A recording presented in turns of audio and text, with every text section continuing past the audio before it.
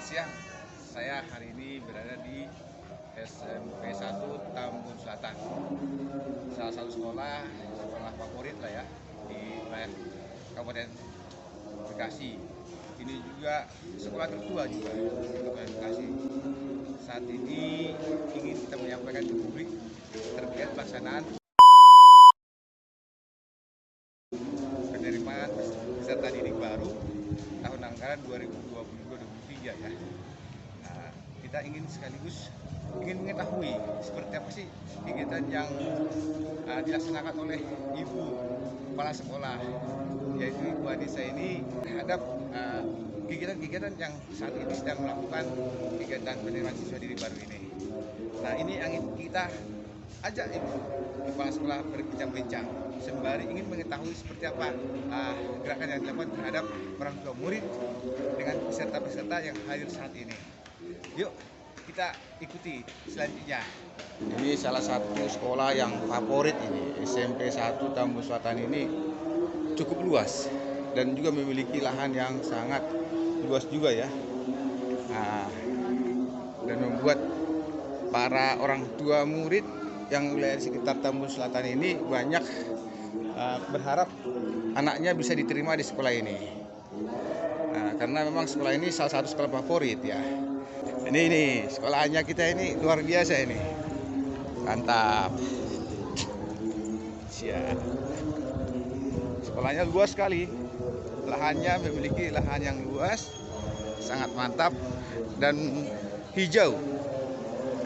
Dan ini memang tanam-tanaman yang tertata, teratur oleh pihak sekolah sehingga menjadi pemandangan yang menarik lah, hijau ya, indah. Nah, luar biasa ini. Ini kalau lihat dari sekolah unggulan ini tahun berapa ini lah berdirinya, Bu? Tahun 1959 ya. Sudah ada. Jadi sekolah tertua di Kabupaten Bekasi. Oh iya. Jadi kalau sekolah tertua ini cukup lumayan banyak lah ya, angkatan-angkatan yang dikeluarkan ya. Sudah berapa angkatan, Bu? 63 kastanya. Oh gitu. Jadi kasta ke 63. Kasta itu keluarga besar satu Tambun. Oh gitu. Kemarin alumninya angkatannya 63. Wis, berarti dari sisi usia yang cukup tua. Saya yakin dengan lulusan dari sekolah ini juga cukup banyak juga orang-orang yang sudah punya jabatan kali ya? Mantan bahkan juga Sekda Kabupaten Bekasi. Oh gitu. Pak Dadang beliau SMP 1 Tambun Selatan. Wis, mantap juga ya. Jadi dari angkatan tahun berapa itu kira-kira itu, Pak? Nah, saya lupa. Insya Allah mudah-mudahan nanti saya lihat. Beliau kemasan banget sama SMP 1 Tambun Selatan. Ini selintas kita bincang-bincang dengan kondisi sekolah dulu, Bu ya. Ya, silakan. Saya lihat sangat menarik sekali. Kalau luas lahan sekolah kita ini sepertinya berapa hektar? 6.200. 6.200 ya, Bu. Standar untuk SMP negeri itu kelihatannya dipenuhi ya oleh SMP 1 Tambun Selatan. 6.200 yang dibangun untuk lokasi kelas, kemudian gedung-gedung yang lain itu sekitar 43%. Selebihnya adalah lapangan, kemudian ruang-ruang terbuka bebas, kemudian tempat anak-anak bersantai, kemudian menikmatilah situasi belajar di SMP 1 Tambun Selatan. Jadi cukup kalau dari jumlah ruangannya, Bu, kira-kira berapa rombel sekarang ini? Kita itu ada 11 kali 3 ya, jadi kita menggunakan kelas rombel paling banyak dari Kemendikbud, memang aturannya paling banyak 11, kita ikuti 11, jadi total semua ada 33.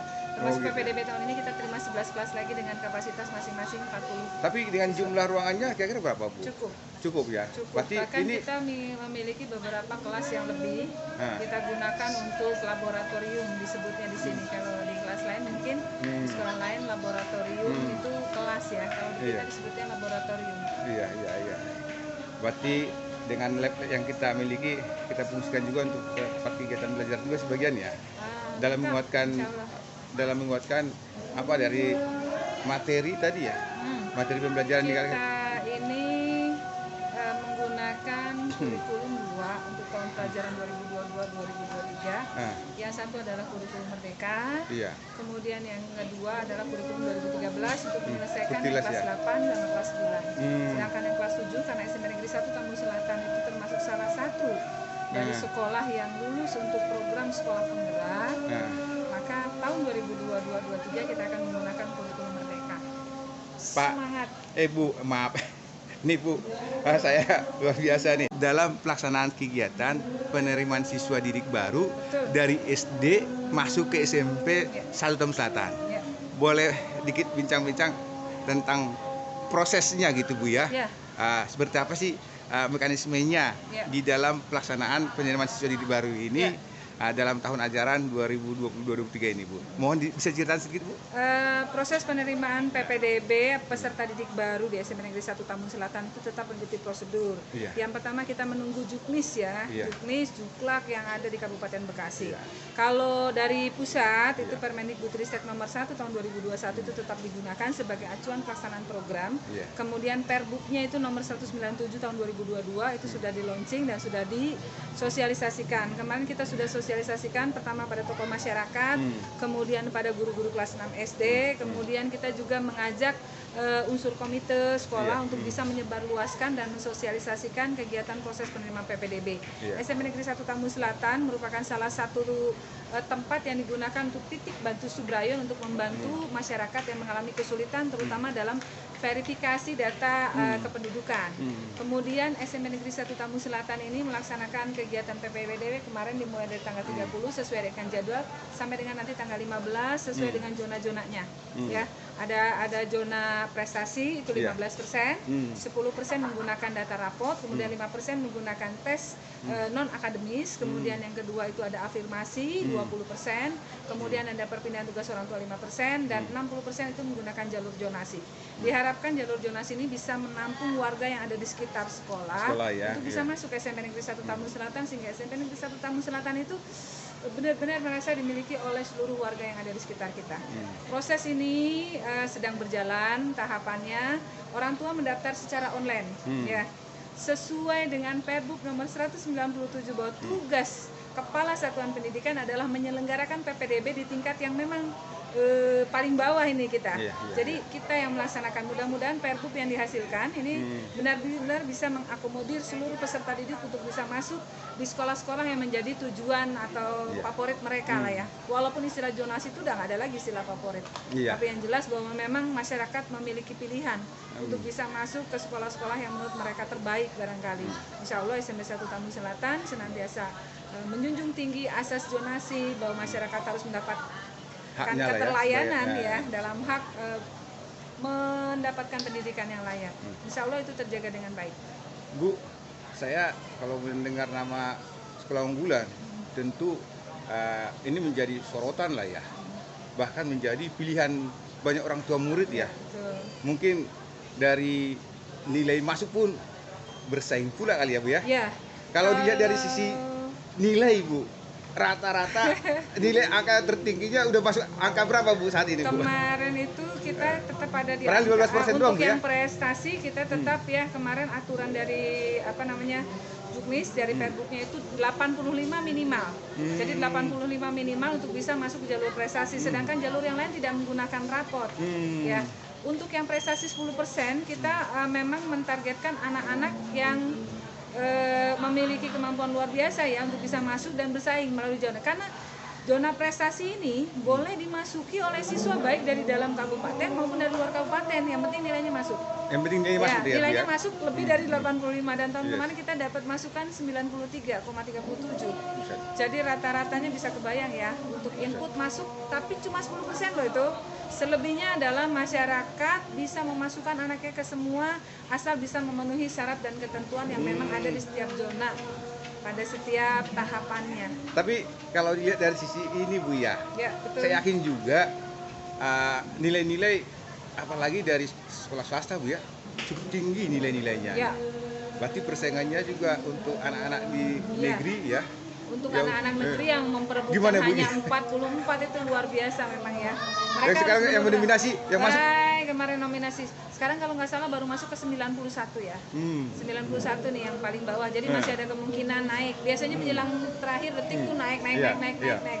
Prosesnya biasanya begitu. Insya Allah lah kita sekali lagi tidak mengkhususkan diri menjadi sekolah unggulan, sekolah favorit, karena kita melayani semua anak dengan berbagai macam tingkatan pengetahuan dan keterampilan dari lulusan SD.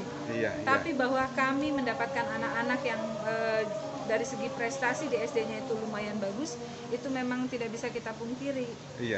Mungkin masyarakat melihat bagaimana kinerja SMP Negeri 1 Tambun Selatan ini baik di mata mereka, sehingga mereka ingin anak-anaknya mendapat kesempatan untuk belajar di sini, dan saya selaku pimpinan merasa bangga dengan itu. Terima kasih atas kepercayaan masyarakat. Dengan kepercayaan tadi Mas Ali tadi ya. Betul. Itu kepercayaan. Ini mudah-mudahan ini Bu ya, proses perjalanan dan juga kepanitiaan yang Ibu pimpin di dalam mendukung program pemerintah dalam penerimaan siswa didik baru ini berjalan dengan baik Bu ya. Siap, terima kasih. Insya Allah lancar, tidak ada kendala, karena kami tidak hanya melibatkan orang tua melalui komite, aparat desa, Pak Jaud Surya itu luar biasa membantu kami memberi penerangan kepada masyarakat, itu dibantu juga sama Pak Sekdes, Pak RT, Pak RW, kami koordinasi. Jadi nggak ada lagi cerita gerbang SMP 1 masa lalu ya, biarlah itu menjadi hanya cerita saja Ibu ya. Ya, insya Allah mudah-mudahan. Namun saat ini karena adanya sudah bisa diperbaiki koordinasi ya Bu ya. Yang sudah koordinasi bagus ya. Dengan Pak Lurah, dengan Pak Camat, insya Allah selalu PPDB dipantau. Beginilah suatu situasi dan kondisi kegiatan saat pelaksanaan pendaftaran siswa penerimaan peserta didik baru di SMP 1 Tambun Selatan. Saat ini sedang melakukan pengupdatean data pendaftaran dari orang tua murid. Seperti inilah kira-kira kondisinya. Nanya-nanya sedikit Pak terkait dengan kegiatan pendaftaran siswa didik baru Pak ya. Baru. Dengan Bapak siapa Pak? Pak Jena Arifin. Dari Tambun. Orang tua siapa?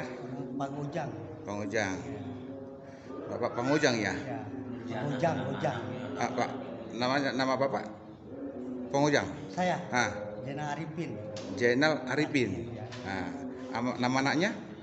Apa dia Pak? Nama anaknya yang daftarkan ke sekolah ini? Nurjana. Cewek? Cewek Pak. Cewek. Dari SD? SD Jatimulya 05. Oh, Jatimulya 05. Bapak mendaftarkan ke SMP ini melalui jalur online Pak ya? Iya. Mengikuti aturan yang ada ya? Iya Pak. Saat ini jalur apa yang Bapak ikutin saat ini Pak? Ini jalur online juga. Ya, prestasi apa kan ada saat ini Pak? Jalur apa Pak? Penerimaan siswa didik baru sekarang ini jalur apa Pak? PTOW, terus akademik dan jalur akademik dan non akademik. Berarti nilai Pak ya? Ya, jalur nilai rapot ada 3 ya. Iya, seperti apa Pak? Tiga jalur ini dilaksanakan pada waktu yang sama, yaitu tanggal 30 sampai tanggal 2 ya Bang Ria. Jadi 3 jalur ini di waktu yang sama. Nah, tahap 2-nya baru zonasi ya. Ya, jadi ada 2 ya.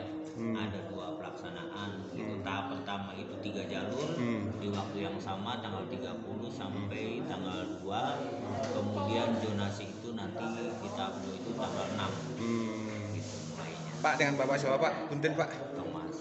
Pak Thomas ya? Iya. Bapak operatornya ya Pak ya? Kebetulan kita salah satu Petugas yang ditugaskan untuk admin dinas yang bertugas, yang mendapat tugas untuk membantu warga yang bermasalah dengan kesulitan untuk mendaftar online. Ya, tadi salah satunya adalah berkaitan dengan NIK yang tidak terdeteksi pada sistem PPDB. Kemudian yang keduanya adalah titik bantu atau di tempat pra-pendaftaran ini. Yang kedua adalah memverifikasi jalur PTW dan anak. Oh gitu Pak ya. Oke Pak,